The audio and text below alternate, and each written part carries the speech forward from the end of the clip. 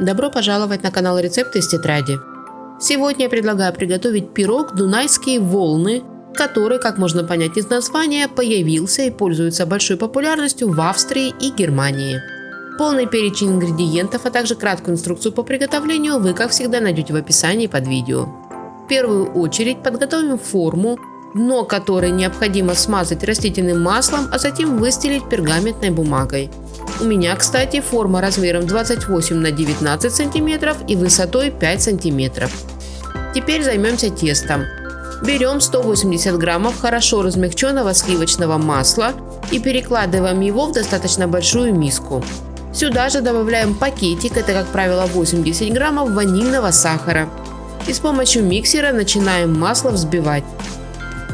Затем берем 170 граммов обычного сахара и постепенно его добавляя в 3-4 этапа, продолжаем взбивать сливочное масло до тех пор, пока оно не побелеет и не увеличится в объеме. К слову, забыла сказать в самом начале, что все продукты должны быть одинаковой комнатной температуры.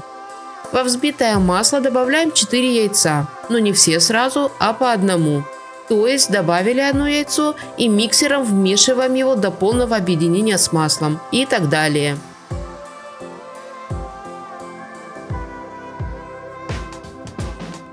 Когда все яйца вмешаны, добавляем в тесто 30 граммов молока или 10% сливок. Это примерно 3 столовые ложки. И вмешиваем их миксером в основу теста до полного объединения всех ингредиентов. Теперь нам понадобится 280 граммов муки, которую предварительно желательно просеять. В муку добавляем 10 граммов разрыхлителя, это как правило 1 пакетик. И перемешиваем муку с разрыхлителем. А затем в несколько этапов добавляем муку в масляную основу теста, каждый раз тщательно перемешивая его с помощью лопатки или миксера. В итоге у вас должно получиться тесто, которое по консистенции немного гуще, чем бисквитное, более пышное, чем тесто для кекса и не такое эластичное, как заварное. Мне оно больше напоминает стабильный масляный крем. Примерно половину получившегося теста перекладываем в кондитерский мешок либо в отдельную емкость. А в оставшуюся вторую часть теста добавляем 15 граммов рома или коньяка. Это примерно 1,5 столовой ложки, которые затем миксером вмешиваем в тесто. Вместо рома можно смело использовать молоко или даже воду. Но ром делает этот пирог еще более ароматным и интересным. Затем добавляем в тесто 15 граммов какао. У меня это темное какао с жирностью около 20%. Миксером или лопаткой вмешиваем какао в тесто, а потом обязательно промешиваем тесто еще раз лопаткой, чтобы собрать со стенок миски остатки прилипшего порошка какао и вмешать его. Шоколадное тесто также перекладываем в кондитерский мешок. В итоге у вас должно получиться примерно равное количество белого и шоколадного теста. Сначала берем белое тесто и распределяем его равномерным слоем по дну ранее подготовленной формы. Поверх белого теста точно так же равномерным слоем распределяем шоколадное тесто. Теперь нам понадобится 150 граммов вишни без косточек, которую необходимо распределить по шоколадному тесту, вдавливая каждую ягодку. Я использую замороженную вишню, но можно смело брать свежую или даже ягоды из компота. Форму заготовкой пирога отправляем в духовку, где пирог будет запекаться при температуре 180-190 градусов на протяжении 30-40 минут. В это время можно подготовить заварную основу крема. Для этого нам понадобится 500 мл молока. Практически все молоко выливаем в кастрюлю, но оставляем около 50 мл. Это молоко нам понадобится позже. В молоко добавляем 1 стручок ванили, предварительно достав из него семена, которые также добавляем в молоко. Молоко с ванилью ставим на огонь и доводим до кипения. Пока молоко закипает, берем 2 яйца и разбиваем их в небольшую пиалку. Сюда же добавляем 120 граммов сахара. И с помощью венчика перемешиваем яйца с сахаром. Не сильно, просто чтобы разбить структуру яиц. К этому времени молоко закипело, поэтому снимаем его с огня. и удаляем сам стручок ванили. Небольшое количество горячего молока, буквально 2-3 половника, добавляем в яичную массу, которую при этом активно перемешиваем, чтобы яйца не свернулись. Затем переливаем яичную массу в кастрюлю с молоком, которое при этом также нужно активно перемешивать, опять-таки, чтобы яйца не свернулись. Теперь нам понадобится 50 граммов крахмала. У меня кукурузный, но подойдет и картофельный. В крахмал добавляем молоко, которое мы раньше оставляли. И тщательно перемешиваем крахмал с молоком, чтобы не осталось ни одного комочка. Растворенный в молоке крахмал тонкой струйкой также вливаем в горячее молоко, которое при этом необходимо активно перемешивать. Кастрюлю с молочной смесью ставим на минимальный уровень нагрева, где заварной крем сначала нужно довести до кипения и загустения, а потом проварить буквально 1-2 минуты, чтобы не ощущался вкус крахмала. Чтобы крем быстрее остывал, перекладываем его в миску и затягиваем пищевой пленкой в контакт, чтобы в процессе остывания на креме не образовалась корочка. И оставляем крем до полного остывания. Теперь пришло время доставать из духовки уже практически готовый пирог. Готовность пирога проверяем, как обычно, деревянной зубочисткой. Она должна оставаться абсолютно сухой и чистой. Не доставая пирог из формы, оставляем его до полного остывания.